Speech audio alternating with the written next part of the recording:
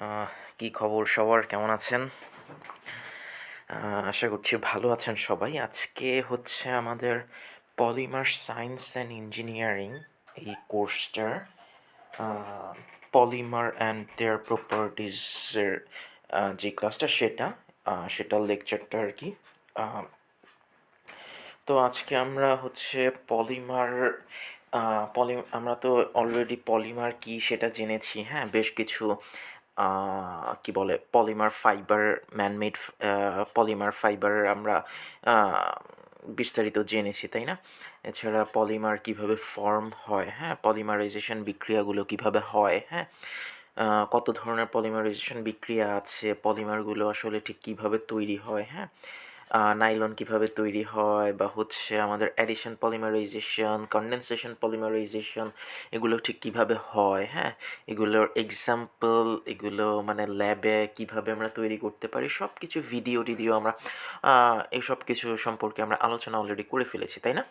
তো আজকে হচ্ছে আমরা আর কি পলিমারের যে বিভিন্ন প্রপার্টিসগুলো আছে, হ্যাঁ, ফিজিক্যাল প্রপার্টিস, হ্যাঁ, কেমিক্যাল প্রপার্টিস, বা হচ্ছে স্ট্রাকচারাল যে ক্যারেক্টারিস্টিক্সগুলো আছে সেগুলো সম্পর্কে আমরা একটু জানবো। এছাড়াও আমরা আহ, মানে প্রপার্টিসগুলো জানার আগে আমরা হচ্ছে আহ, একটু ব্রিফ আকারে আর কি আমরা কিছু পলিমার সম্পর্কেও একটু জানবো। বিভিন্ন পলিমার সম্পর্কে আমরা একটু জানবো ব্রিফলি, হ্যাঁ। আর এরপরে হচ্ছে আমরা প্রপার্টিসগুলো সম্পর্কে জানবো, এটার বিভিন্ন প্রপার্টিসের কারণে এদের অ্যাপ্লিকেশনগুলো আসলে নির্দিষ্ট কোথায় কোথায় কিভাবে হচ্ছে, সেই সমস্ত সব কিছু সম্পর্কে আজকে আমরা জানার চেষ্টা করব। চলুন শুরু করা যাক। আচ্ছা, আমরা অলরেডি আসলে মানে পলিমারের টাইপ সম্পর্কে আমরা অলরেডি জেনেছি, তাই না? পলিমার আমরা বিভিন্নভাবে আসলে ক্লাসিফাই করতে পারি।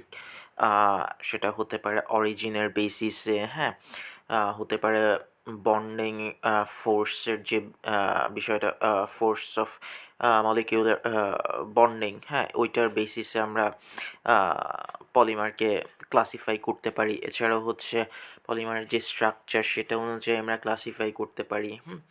আরও হচ্ছে পলিমারের মানে পলিমারাইজেশন বিক্রিয়া, অর্থাৎ পলিমারটা আসলে কীভাবে তৈরি হচ্ছে ওটার উপর ডিপেন্ড করেও আমরা পলিমারকে বিভিন্নভাবে ক্লাসিফাই করতে পারি। তো তাই না? তো আজকে আসলে মানে এখানে টাইপস অফ পলিমার আসলে লেখাটা এর মানে এই না যে মানে আমরা পলিমারের ক্লাসিফিকেশন আসলে করছি, ঠিক সেটা না। আমরা আসলে এখানে বেশ কিছু ডিফারেন্ট টাইপের পলিমারের সম্পর্কে একটু ব্রিফলি আর কি জানবো, একটু সংক্ষেপে জানবো, সেটাই আর কি বলা হয়েছে। তো ফার্স্টে আমরা যেটা দেখতে পাচ্ছি পলিথিন, তাই না? পলিথিন মানে পলিথিন মানে আমরা তো এটা সবাই চিনি, তাই না? পলিথিন রাস্তায় হাটে ঘাটে প্রতিনিয়ত আসলে আমরা পলিথিনের উপর কি বলবো ডিপেন্ড করছি, বা পলিথিন নিয়ে আসলে আমাদের আহ, আহ, মানে প্রতিদিনকার লাইফে আসলে পলিথিনটা আসলে ওতপ্রোতভাবে জড়িত, তাই না? কোনো কিছু কিনতে গেলে পলিথিন দরকার, কোনো কিছু ক্যারি করতে গেলে আমাদের আসলে পলিথিন দরকার, তাই না? পলিথিন ছাড়া তো আসলে চলেই না, তাই না? তো এই পলিথিনটা আসলে আহ, জিনিসটা আসলে কি? এটা একটা পলিমার, তাই না? এই পলিমারটা কিভাবে গঠিত হয়? অনেকগুলো ইথিলিন পরমাণু বা ইথিলিন মলিকিউল বা ইথিলিন মনোমার একসাথে যুক্ত হয়ে একটা বড় যখন পলিমার চেইন গঠন করে, সেটাই তখন আমাদের কি হচ্ছে? পলিথিন, তাই না? পলিথিন, তাই না? আমরা দেখেছি অ্যাডিশন, হুম, হ্যাঁ, আমরা অ্যাডিশন পলিমারাইজেশন যখন পড়েছি তখন আমরা দেখেছি যে মানে পলিইথিলিন কিভাবে আসলে তৈরি হয়, তাই না? কার্বন কার্বন ডাবল বন্ড থাকে, সেটা আসলে ভেঙে যায়। আহ, মানে আমরা যেই কি বলে একটা ফ্রি র্যাডিক্যাল ইউজ করি, হ্যাঁ, সেই ফ্রি র্যাডিক্যালের প্রভাবে এটা হচ্ছে কার্বন কার্বন ডাবল বন্ডটা ভেঙে যায়, এবং ফ্রি র্যাডিক্যালের একটা ইলেকট্রনের সাথে সে হচ্ছে ইলেকট্রনকে আর কি শেয়ার করে সে হচ্ছে একটা কোভ্যালেন্ট বন্ড করে, হ্যাঁ, তাই না? এভাবে আস্তে আস্তে আস্তে আস্তে একটা মনোমারের সাথে আরেকটা মনোমার, আরেকটা মনোমারের সাথে আরেকটা মনোমার, এইভাবে লেগে আমাদের পলিইথিলিনটা তৈরি হয়, তাই না? আচ্ছা, তো এই গেল আমাদের পলিইথিলিন সম্পর্কে। এরপরে কি আমাদের ফ্রি ইলেকট্রন। আচ্ছা, এখানে ফ্রি ইলেকট্রনের কথাটা আসলে এই জন্যই আসছে যে মানে আমরা যে পলিথিনটা আমরা আসলে ঠিক কীভাবে তৈরি করি, তাই না? পলিথিন তৈরিতে আসলে আমাদের ফ্রি ইলেকট্রন বা ফ্রি র্যাডিক্যালের যে ইলেকট্রনটা সেটা খুবই গুরুত্বপূর্ণ, তাই না? আমরা দেখেছি যে অ্যাডিশন পলিমারাইজেশনটা আসলে মেইনলি শুরুই হয় বা ইনিশিয়েশন স্টেজে, মানে ইনিশিয়েশন স্টেজটা বা ইনিশিয়েটিভটা নেয় কিন্তু এই ফ্রি র্যাডিক্যাল বা কোনো একটা ক্যাটালিস্ট, তাই না? ইউজুয়ালি আমরা ফ্রি র্যাডিক্যালটাই বেশি ব্যবহার করি ক্যাটালিস্ট হিসাবে। হ্যাঁ, এ কী করে, এ হচ্ছে কার্বন কার্বন ডাবল বন্ডটা ভেঙে দেয় এবং নিজের মধ্যে, অর্থাৎ ফ্রি র্যাডিক্যালে যে ফ্রি ইলেকট্রনটা থাকে সেই ইলেকট্রনটা কী করে কার্বন কার্বন ডাবল বন্ড ভেঙে দিয়ে একটা কার্বনের সাথে সে কোভ্যালেন্ট বন্ড তৈরি করে, তাই না? এভাবে একের পর এক মনোমার একের সাথে একটার সাথে একটা জোড়া লাগতে থাকে এবং লম্বা একটা চেইন গঠন করে পলিমার গঠন করে, তাই না? পলিইথিলিন গঠন করে, তাই না? তার মানে ফ্রি ইলেকট্রন আসলে বা ফ্রি র্যাডিক্যাল আসলে পলিইথিলিন বা অ্যাডিশন পলিমারাইজেশনের মাধ্যমে যে পলিইথিলিন আমরা তৈরি করি সেটাতে খুবই খুবই গুরুত্বপূর্ণ, ইনফ্যাক্ট মানে অপরিহার্য, তাই না? এটা ছাড়া আসলে হবেই না। আচ্ছা, এখন আসছে পলিপ্রোপিন। আচ্ছা, পলিইথিলিন আসলে যা বা পলিথিন যা, পলিপ্রোপিল হচ্ছে তার চেয়ে একটু কি বলবো আপগ্রেডেড একটা ভার্সন আসলে বলা চলে, তাই না? পলিইথিলিন হচ্ছে ইথিলিন মনোমারগুলো নিয়ে আসলে গঠিত হয়, আর পলিপ্রোপিলিন হচ্ছে প্রোপিন যে মনোমারগুলো আছে সেই মনোমারগুলো একটার সাথে একটা এই অ্যাডিশন পলিমারাইজেশনের মাধ্যমেই কি বলে একে অন্যের সাথে জোড়া লাগে বা একে অন্যের সাথে কানেক্টেড হয়, এরপর হচ্ছে পলিপ্রোপিলিন গঠন করে। হ্যাঁ, আমরা যে ফেস মাস্ক ইউজ করি, হ্যাঁ, সার্জিক্যাল ফেস মাস্ক, এটা কিন্তু এটার মূল উপাদান কিন্তু হচ্ছে পলিপ্রোপিলিন, তাই না? পলিপ্রোপিলিন ফাইবার দিয়েই হচ্ছে কি বলে নন ওভেন এই মাস্কটা তৈরি করা হয়, তাই না? নন ওভেন প্রক্রিয়ায় মাস্কটা তৈরি করা হয়। হ্যাঁ, পলিপ্রোপিলিন দিয়ে, তাই না? আচ্ছা, পলিপ্রোপিলিনে কি হচ্ছে, আমরা পলিইথিলিনে কি পড়েছি, ইথিলিন মনোমারে হচ্ছে কার্বন কার্বন মানে দুইটা কার্বন থাকে এবং কার্বন কার্বন ডাবল বন্ড থাকে, তাই না? প্রোপিন মনোমারে কি থাকে, প্রোপিন মনোমারে অ্যাকচুয়ালি তিনটা কার্বন থাকে, যার মধ্যে দুইটা কার্বনের মধ্যে হচ্ছে একটা ডাবল বন্ড থাকে। হ্যাঁ, তার মানে সেম টু সেম হচ্ছে আমার পলিইথিলিন বা ইথিলিন মনোমারের মতো, কিন্তু একটা এক্সট্রা কার্বন অ্যাটম থাকবে এই পলিপ্রোপিলিন মনোমারের মধ্যে, তাই না?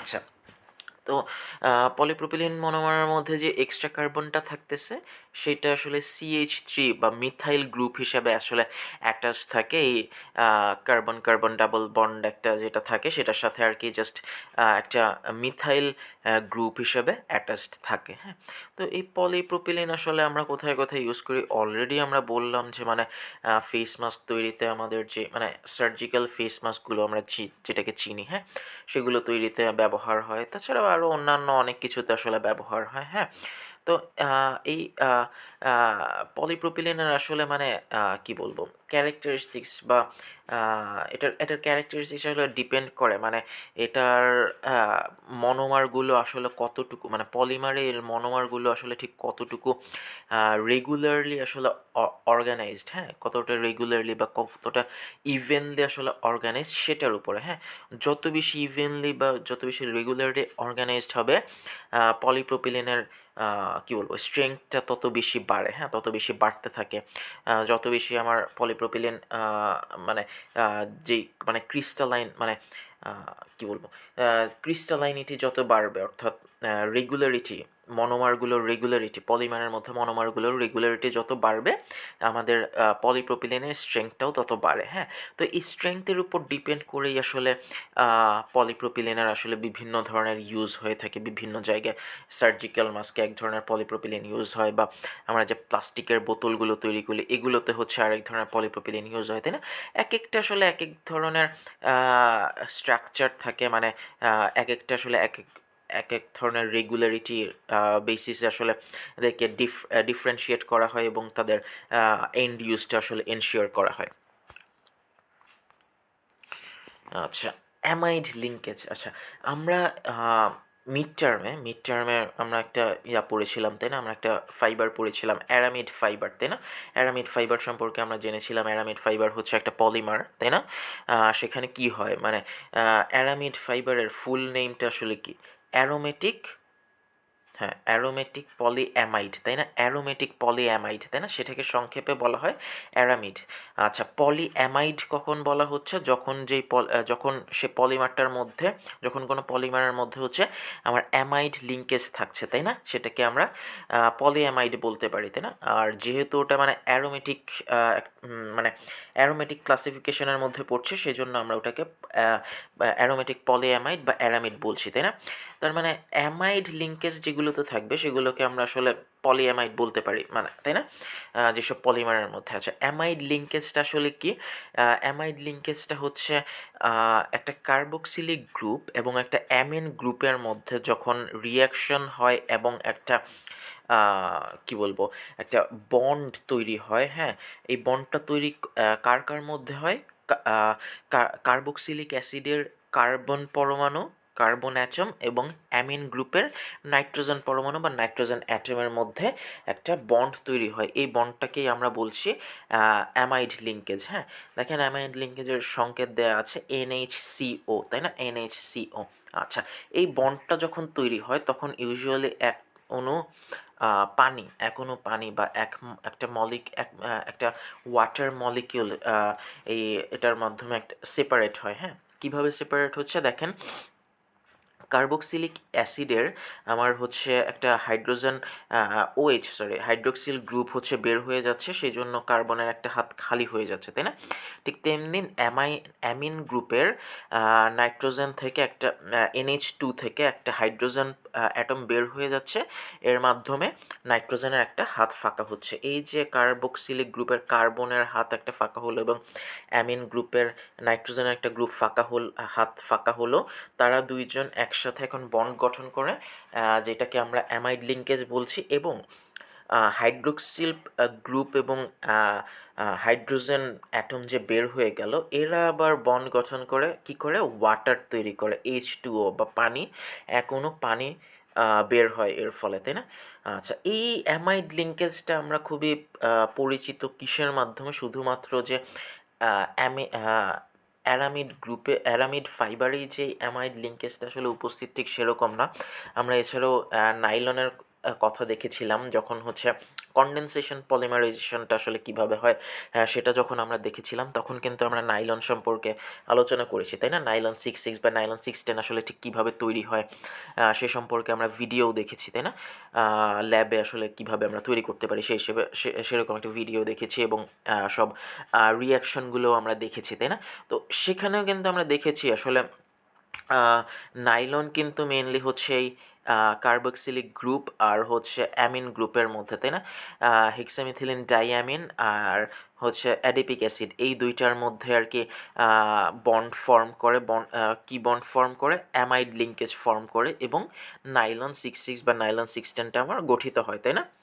আচ্ছা, তো এই ছিল মোটামুটি মানে অ্যামাইড লিঙ্কেজ এবং নাইলন আসলে কিভাবে কি একে অন্যের সাথে সম্পর্কিত এবং নাইলন কিভাবে তৈরি করতে পারি সেই সম্পর্কে আসলে আমরা এই স্লাইডটাতে দেখলাম। পরবর্তী স্লাইডে চলে আসছি পলিইউরেথিন। ওকে, পলিইউরেথিন সম্পর্কে আমরা নেক্সট ক্লাসে অবশ্যই আরেকটু বিস্তারিত আকারে জানবো, হ্যাঁ। পলিইউরেথিন আমরা আরেকটু বিস্তারিত আকারে জানবো। কেন জানবো? কারণ হচ্ছে পলিইউরেথিন আমাদের গার্মেন্ট ইন্ডাস্ট্রিতে খুব বহুল ব্যবহৃত আসলে একটা ফাইবার, হ্যাঁ। আমরা যে স্প্যান্ডেক্স চিনে থাকি, এরপর লাইক্রা, হ্যাঁ, এই যে ফাইবারগুলোকে আমরা চিনি মানে কমার্শিয়াল নামে, এগুলো কিন্তু আসলে পলিইউরেথিন গ্রুপেরই, হ্যাঁ। পলি এরা কিন্তু আসলে পলিইউরেথিন ফাইবারই, হ্যাঁ। তো এইগুলো সম্পর্কে আমরা বিস্তারিত অবশ্যই জানবো, তাও এখানে আসলে একটু সংক্ষেপে একটু জেনে রাখছি। পলিইউরেথিন আসলে আমরা পলিইথিলিন দেখলাম, পলিপ্রোপিলিন দেখলাম, তাই না? পলিইথিলিন, পলিপ্রোপিলিন, এটা মনোমার কি? ইথিলিন আর প্রোপিলিন, তাই না? কিন্তু পলিইউরেথিনে কিন্তু ইউরেথিনটা কিন্তু কোনো মনোমার না, হ্যাঁ। ইউরেথিনটা হচ্ছে একটা লিঙ্কেজের নাম বা একটা বন্ডের নাম, হ্যাঁ।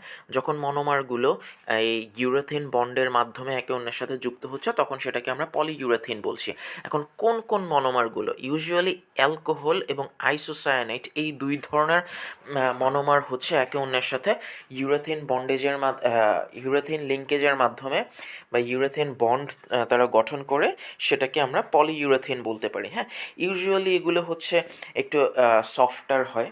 হ্যাঁ, একটু সফট প্রকৃতির হয়, পলিইউরেথিন একটু সফট হয় এবং হচ্ছে আহ, আহ, কি বলবো, একটু ইলাস্টিক হয়। হ্যাঁ, নাইলন বা পলিস্টার এগুলোর চাইতে বেশ কিছুটা ইলাস্টিক হয় বা একটু রাবারি একটা ক্যারেক্টারিস্টিক্স তাদের মধ্যে দেখা যায়। হ্যাঁ, আচ্ছা, নেক্সট জানছি আমরা পলিয়েস্টার সম্পর্কে। পলিয়েস্টার তো আমরা সবাই জানি যে মানে আমাদের টেক্সটাইল ইন্ডাস্ট্রিতে আসলে সবচেয়ে মানে আহ, বহুল ব্যবহৃত যে ম্যানমেড ফাইবারটা, যে পলিমার ম্যানমেড ফাইবারটা, সেটাই হচ্ছে আমাদের পলিয়েস্টার। হ্যাঁ, এই পলিয়েস্টারটা আসলে কিভাবে গঠন হয়? এখানে আসলে এস্টারিফিকেশন বিক্রিয়ার মাধ্যমে বা এস্টারিফিকেশন রিয়াকশনের মাধ্যমে আসলে পলিয়েস্টারটা গঠিত হয়। একটা কার্বক্সিলিক অ্যাসিডের মধ্যে যখন আসলে এই এস্টার লিঙ্কেজটা তৈরি হয়, তখনই হচ্ছে আমাদের এই আহ, কি বলবো, এই পলিয়েস্টারটা আসলে গঠিত হয়। হ্যাঁ, পলিয়েস্টারে এখানে কার্বক্সিলিক অ্যাসিডের যে গ্রুপটা থাকে, হ্যাঁ, কার্বক্সিলিক যে গ্রুপটা থাকে সেটার একটা হাইড্রোজেন কি হয়, রিপ্লেসড হয় অন্য আরেকটা অর্গানিক গ্রুপের একটা কার্বন দ্বারা। হ্যাঁ, এর মাধ্যমে আমাদের যে বন্ডটা গঠন হচ্ছে যে ইয়াটা তৈরি হচ্ছে সেটাকেই আমরা, মানে যে এন্ড প্রোডাক্টটা তৈরি হচ্ছে সেটাকেই আমরা পলিয়েস্টার বলছি, আর এই পুরো বিক্রিয়াটাকে আমরা বলছি এস্টারিফিকেশন। হ্যাঁ, আচ্ছা, তো এটা সম্পর্কেও আমরা দেখব পরবর্তীতে।